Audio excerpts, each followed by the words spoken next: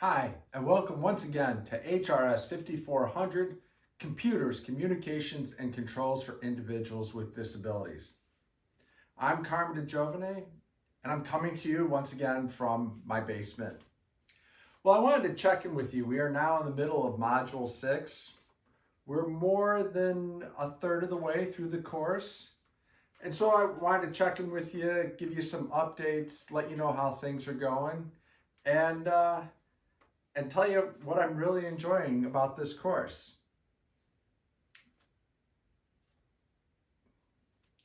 So first off, I'd just like to recap Module 3.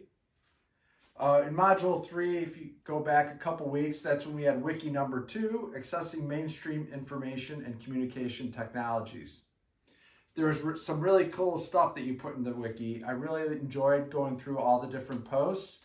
And as I mentioned before, we're going to use those posts again later on. So I appreciate you taking the time to update them. It's hard to imagine that many of the technologies that you included in Wiki number 2 weren't even available 15 years ago. You've got to remember that back in 2006, I think it was, 2007 was when the first Apple iPhone came out. That wasn't that long ago. It was centuries, if you think about it in technology terms, but really not that long ago. And in module number 3, I really enjoyed going through the tech eval number 1. It was outstanding. As you probably saw in the discussion post, there was a lot of Apple products. I kind of find that interesting that there's such a focus on it. I don't know if it has to do with the students that are in the class or if Apple is really doing a great job on accessibility. So it was fun to see all those posts. And kudos to those who went outside the box. A couple people brought in the Google Pixel. I've always been intrigued by the Google Pixel. It's kind of not the largest in terms of number of phones. You typically think of Samsung on the Android side and Apple on the iOS side, or iPhone on the Apple iOS side. But it was cool to see the Google Pixel, and somebody even brought up the accessibility of Adobe Spark, which I thought was very creative. Just one thing I want to remind you, when you embed a link into a post, try to embed it in the text that it actually represents. So say you can find more information on the Apple iPhone website and embed the link in Apple iPhone website. That makes it easier for people to identify the hyperlink, and also makes it easier for screen readers to identify the hyperlink and the content behind the hyperlink. As opposed to saying you can find information here and then highlighting or putting the link, embedding the link in the here, H-E-R-E. I highly recommend checking out the posts now that all the posts are completed. And in particular, you can check out Laura Ackerman's or Callie Scott's posts. They were kind of fun to go through. The second assignment in module number 3 was the consumer information assignment. I really enjoyed going through all of those. I didn't realize that there was as much information out there as there was, and you found it all. For example, we had information for the Library of Congress, Perkins School for the Blind, American Federation for the Blind, American Printing House for the Blind, the Royal National Institute of the Blind. You get the idea. The post that I was most interested in, or the assignment that I was most interested in, was somebody talked about getting information at the Illinois Assistive Technology Project in Springfield, Illinois. That's where I had my first summer internship when I was an undergrad student. So that was kind of cool to see. Moving on to Module 4. First off, I just want to thank those people that responded to the check-in survey. I really appreciate that. Got some great feedback about the wiki posts and some of the challenges that you're still having with those wiki posts. If you're having a hard time with the wiki posts, please reach out to me. I don't want technology to be a barrier for you in terms of turning in the assignments. Some people also had some issues with the telehealth assignment, or at least the first part of it. Once again, reach out to me. I'm happy to help you through the assignment. Even if you've already submitted it, because we're going to be building on these assignments and want to talk to me about it, reach out to me. But keep responding to the module surveys. We've got another module survey for module 6. So just respond to that. It really helps me to make the course better for you. Also in Module 4, we had another wiki. Wiki number 3, Technologies that Aid Manipulation and Control of the Environment. It was really cool to see how people brought in low-tech and high-tech technology. Some of the examples of low-tech were shoehorns, reachers, and cup holders. And then some of the high-tech stuff were personal service robots, the iRobotic, and robotic manipulators. The most interesting one for me was somebody had put in an augmented and alternative communication device, but talked about it in terms of its features in EADL, or Electronic Aids for Daily Living. When you're posting the wikis, just a quick reminder to post them using the H2 heading when you're posting the actual text or the actual device name. The reason to do that is it just makes it easier for me to find the different technologies, the different posts, and it'll also make it easier for your peers to find it later on.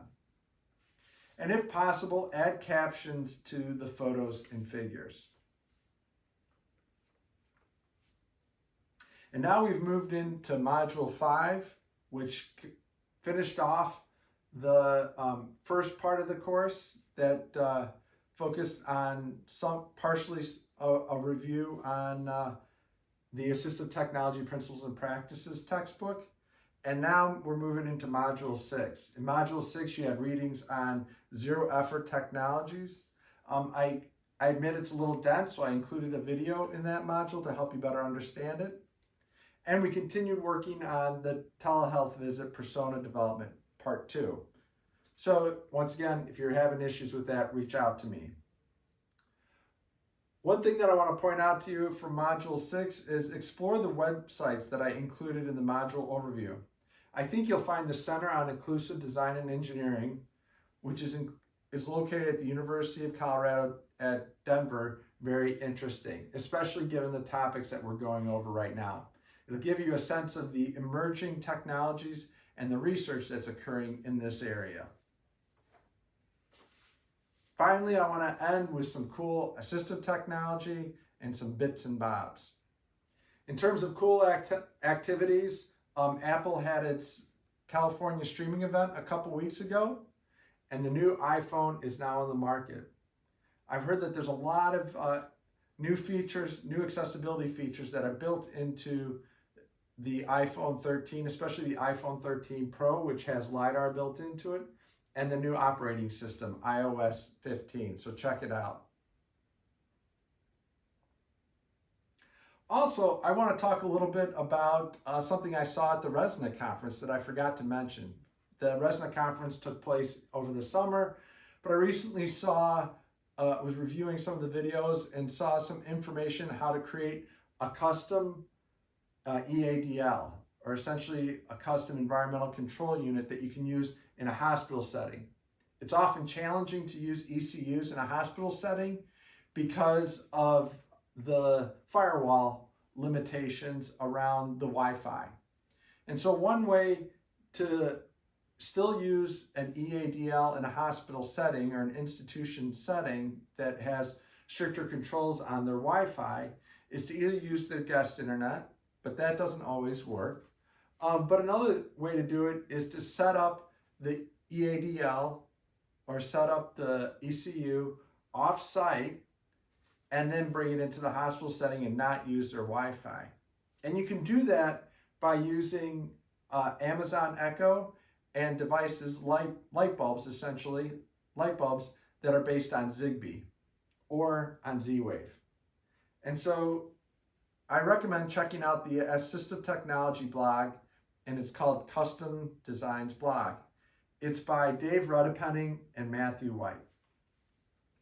Finally, in terms of cool AT and RE, I found out about a new podcast. I haven't checked it out, but it sounds like it's really interesting.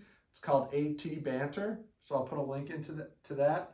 And also, I found out about a book by Shelly Brisbin.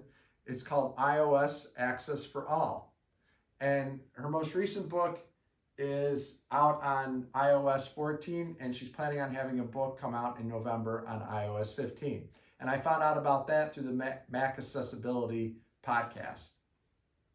So just to end up with the bits and bobs. I've got a couple links on how autonomous vehicle technologies seeks to onboard disabled passengers. So it's an article from IEEE that includes Dan Davies, who has been involved with cognitive devices, electronic cognitive devices, for a number of years, going back to the Palm Pilot. He's still involved with it, but now in terms of iPhone and Android, and looking how you can use those devices to support individuals with cognitive disabilities as they use autonomous vehicles. So check out the article. And then the other thing was, last week we had the CRT Awareness Day. So a number of groups got together and went to Capitol Hill to increase awareness around complex rehab technology, specifically around power wheelchairs and manual wheelchairs. And in closing, if you have any questions, feel free to reach out to me. You can get a hold of me through my office hours, which you can find on the calendar on the Carmen page, or you can set up an appointment with me through Carmen Mail or Outlook Mail. So as always, have a great week. Feel free to reach out to me. And if you find any cool technologies, communication, computers, and control technologies for individuals with disabilities, please post them to the discussion board. Yeah, I know this is a long video. I had lots to talk about. So I'll apologize for that, but great stuff and keep up the great work. Thanks.